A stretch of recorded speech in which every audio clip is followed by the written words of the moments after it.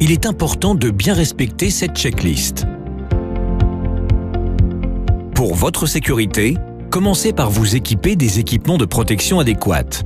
Gants, lunettes, masque réglementaire. Vérifiez que la vanne de vidange est fermée. Elle est située sous le bac, à l'avant de l'appareil. Avant de remplir l'appareil, vérifiez la présence de la crépine d'aspiration.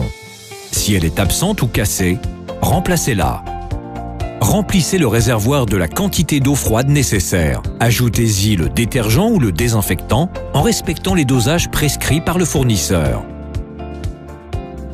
Connectez la machine à votre réseau d'air comprimé à l'aide du coupleur situé à l'extrémité du tuyau. Avant d'ouvrir la vanne d'air de couleur noire située sur le côté droit du boîtier pneumatique gris, fermez les deux robinets de réglage d'air situés sur le dessus et en bas à gauche du boîtier, sur la position -. Assurez-vous de la fermeture de la vanne de la lance de sortie, vanne bleue protégée, puis ouvrez la vanne noire d'arrivée d'air comprimé. Pour le mélange du produit et de l'eau, ouvrez progressivement vers le plus le robinet situé en bas à gauche du boîtier pendant environ 30 secondes. Refermez-le ensuite. En mode mousse, utilisez la lance adaptée avec la buse blanche. Couplez-la à la vanne bleue. Dévissez le robinet du dessus de 2 tours. Ouvrez la vanne bleue protégée en dirigeant le jet vers la surface à traiter. Vous pouvez régler la densité de la mousse, de liquide à sèche, en dosant la quantité d'air à l'aide du robinet situé en haut du boîtier. Plus d'air pour une mousse sèche, moins d'air pour une mousse plus liquide.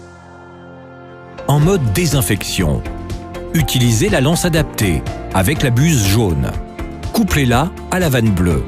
Laissez fermer complètement le robinet d'air noir situé en haut du boîtier. Ouvrez la vanne bleue protégée en dirigeant le jet vers la surface à traiter.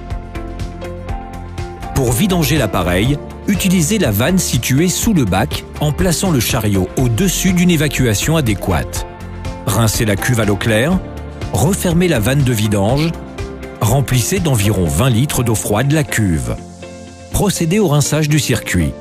Mettez une lance et laissez fonctionner l'appareil uniquement avec cette eau jusqu'à élimination du produit.